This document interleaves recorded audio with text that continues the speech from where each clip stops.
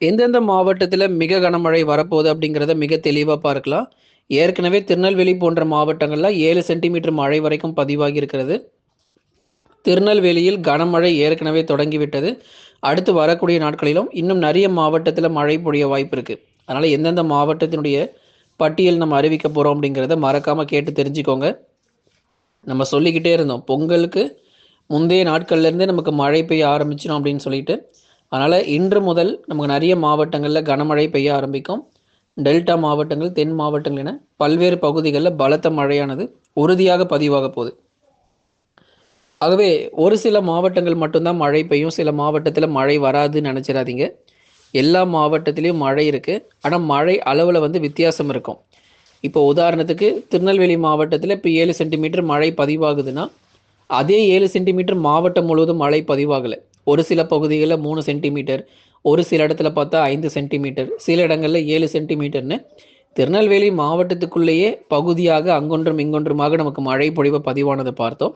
அதே போல தான் மற்ற மாவட்டங்களிலும் அடுத்து வரக்கூடிய 5 நாட்களுக்கு மழை பொழிவு இருக்கும். சில இடத்துல பார்த்தா அதிக மழை பதிவாயிருக்கும், சில இடத்துல வந்து மிதமான மழை மட்டும்தான் பெய்திருக்கும். அப்போ மாவட்டம் முழுவதுமாகவே மிக கனமழை வருமா அப்படின்னா கண்டிப்பா இல்லை. அதுல குறிப்பிட்ட சில பகுதிகளில் மட்டும் கன முதல் மிக கனமழையாக பதிவாகும். இப்போ எந்தெந்த மாவட்டத்தில் மிக கனமழைங்கிறத பட்டியல் பார்த்துடலாம். முதலாவதாக நாகப்பட்டினம் மாவட்டத்தில் கனமழை ரொம்ப அதிகமாக இருக்கும். கடலோர பகுதிகள், வேதாரண்யம், கோடிக்கரை, வேளாங்கண்ணி மற்றும் அதன் சுற்றுவட்டார பகுதிகளில் பலத்த மழை எச்சரிக்கை இருக்கு. நாகப்பட்டினத்தை தொடர்ந்து திருவாரூர் மாவட்டம், நன்னிலம் மற்றும் அதன் சுற்றுவட்டார பகுதிகள், திருத்துறைப்பூண்டியிலும் பலத்த மழை எச்சரிக்கை கண்டிப்பாக உண்டு. திருவாரூர் மாவட்டத்திலும் பலத்த மழையானது உறுதியாக எதிர்பாருங்க. நாகப்பட்டினம், திருவாரூரை முடிந்தது பிறகு புதுக்கோட்டை மாவட்டங்கள், புதுக்கோட்டை மாவட்டத்தில் கனமழை ரொம்ப அதிகமாக இருக்கும். அதுக்கப்புறமா ராமநாதபுரம் மாவட்டங்கள் கனமழை மிக வலுவாக பதிவாக வாய்ப்பு இருக்கு. ராமேஸ்வரம், மண்டபம், தொண்டி மற்றும் அதன் சுற்றுவட்டார பகுதிகளிலும் பல இடங்களில் கனமழையானது ரொம்ப தீவிரமாக இருக்கும் ராமநாதபுரம் மாவட்டத்தில். அடுத்ததாக நம்ம பார்க்கலாங்க, குறிப்பாக கன்னியாகுமரி மாவட்டங்கள். கன்னியாகுமரி மாவட்டத்தில் எந்தெந்த தேதிகளில் மழை வரும்னு முன்னாடியே நம்ம சொல்லியிருந்தோம். இந்த பொங்கல் நாட்களிலும் பல பகுதிகளில் கனமழையானது ரொம்ப தீவிரமாக பதிவாக வாய்ப்புகள் இருக்கிறது. தொடர்ந்து மழை பெய்யாத பகுதிகளுக்கும் பலத்த மழையானது உறுதியாக நம்ம எதிர்பார்க்கலாம். எந்தெந்த இடத்தில் நமக்கு கனமழை இருக்கும் அப்படிங்கிறதையும் மிக தெளிவாக நம்ம சொல்லிட்டோம். உறுதியாக கனமழையும் பல்வேறு பகுதிகளில் நிச்சயமாக பதிவாகும். டெல்டா மாவட்டத்தினுடைய கடலோர பகுதிகள், தென் மாவட்டத்தினுடைய கடலோர பகுதிகளிலும் பல இடங்களில் பரவலாக மழை பொழிவு நிச்சயமாக காணப்படும் அப்படிங்கிறதுல உறுதியாக நம்ம எதிர்பார்க்கலாம். ஏன்னா நமக்கு மயிலாடுதுறையில் ஆரம்பித்து நாகப்பட்டினம், புதுக்கோட்டை, ராமநாதபுரம், கன்னியாகுமரி வரைக்கும் மிக சிறப்பான மழை பொழிவு காணப்பட்டிருக்கு.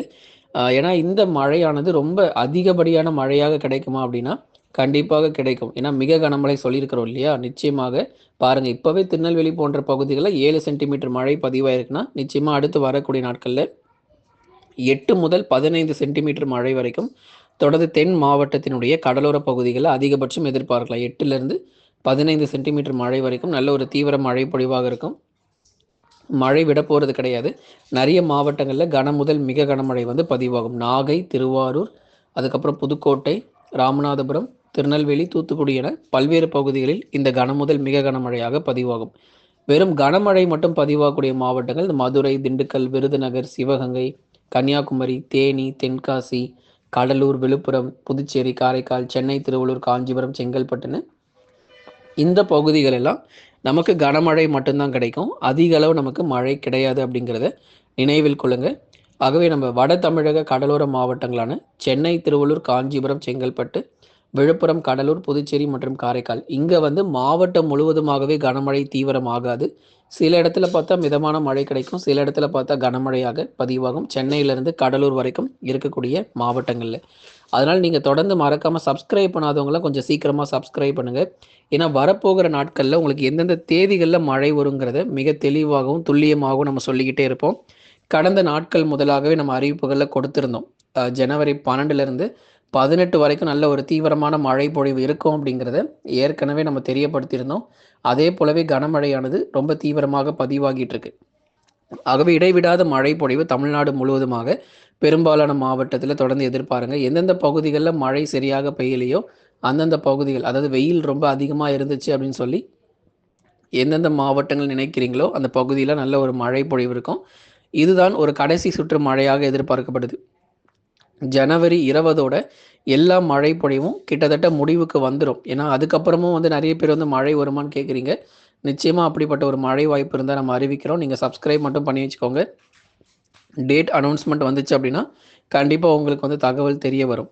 ஆகவே இப்போ டெல்டா மாவட்டங்களும், தென் மாவட்டங்களும் கனமுதல் மிக கனமழையானது ரொம்ப அதிகமாக இருக்கும். மற்றபடி சென்னையிலிருந்து கடலூர் வரைக்கும்லாம் பெருசா ஒண்ணும் சொல்ற அளவுக்கு இல்லங்க.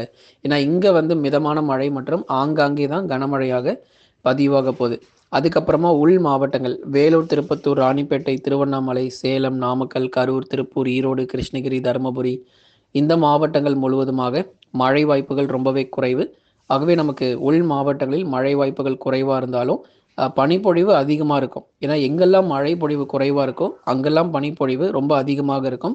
இப்போ அடுத்து வரக்கூடிய 5 நாட்கள் மழை வரும் அப்படிங்கிறதுனால, கடலோர மாவட்டத்தில பனிப்பொழிவு குறைஞ்சிரும். இப்ப இருந்த கடந்த சில நாட்களாக இருந்த பனிப்பொழிவை விட, இப்போ அடுத்து வரக்கூடிய நாட்கள் பனிப்பொழிவு கொஞ்சம் குறைஞ்சிரும். உங்களுக்கு மழை பொழியும் அப்படிங்கிறதுனால, பனிப்பொழிவு குறைந்து மழை வாய்ப்புகள் கண்டிப்பா அதிகரிக்கும். ஜனவரி 20 வரைக்கும் விட்டு விட்டு கனமழைங்கிறது தமிழ்நாட்டில பதிவாகிட்டே இருக்கும். ஜனவரி ஒரு 20 தேதி தாண்டியாச்சு அப்படின்னா, உங்களுக்கு மழை வாய்ப்புகள் கொஞ்சம் கொஞ்சமா குறைஞ்சிட்டே போகும். அதுக்கப்புறம் உங்களுக்கு ஏதாவது மழை இருந்துச்சு அப்படின்னா, நிச்சயமா உங்களுக்கு நம்ம அறிவிக்கிறோம். பொங்கல் முடிந்து ஒரு 4, 5 நாட்கள் வரைக்கும் விட்டு விட்டு சில மாவட்டத்தில் பரவலாக கனமழை தொடரும் அப்படிங்கிறதுல எந்த மாற்றமும் இல்ல. டெல்டா மாவட்டங்களும், தென் மாவட்டங்களும் நீங்க 2 பகுதிகள் இந்த 2 பகுதிகள் தான் நம்ம ரொம்ப ஜாக்கிரதையா இருக்கணும். ஏன்னா கனம் முதல் மிக கனமழை கடலோரத்தில பதிவாகும். அதே மாரி வட தமிழக கடலோர மாவட்டத்திற்கு எந்த பிரச்சனையுமே இல்ல. மிதமான மழை மட்டும் தான் இருக்கும். உள் மாவட்டங்கள் ஏற்கனவே சொல்லிட்டோம். மழை ரொம்ப குறைவா தான் இருக்கும். பெரும்பாலும் பனிப்பொழிவு தான் அதிகமா இருக்கும்னு. மேற்கு தொடர்ச்சி மலையொட்டிய மாவட்டங்கள் நீலகிரி மற்றும் கோயம்புத்தூர்ல பனிப்பொழிவு மட்டும்தான், மழை கிடையாது. தேனி மற்றும் தென்காசி மாவட்டத்தில் விட்டு விட்டு அவ்வப்போது மிதமானதிலிருந்து கனமழையாக இன்று முதல் கொஞ்சம் கொஞ்சமா நமக்கு தென் மாவட்டத்திலும் மழை அதிகரிக்க ஆரம்பிச்சிரும். ஜனவரி 14, 15, 16 தேதிகள்ல நல்ல ஒரு பலத்த மழையாக உறுதியாக நம்ம எதிர்பார்க்க முடியும். எந்த தேதிகள்ல மழை வரும் அப்படிங்கிறதையும் நம்ம மிக தெளிவா சொல்லிட்டோம் நண்பர்களே.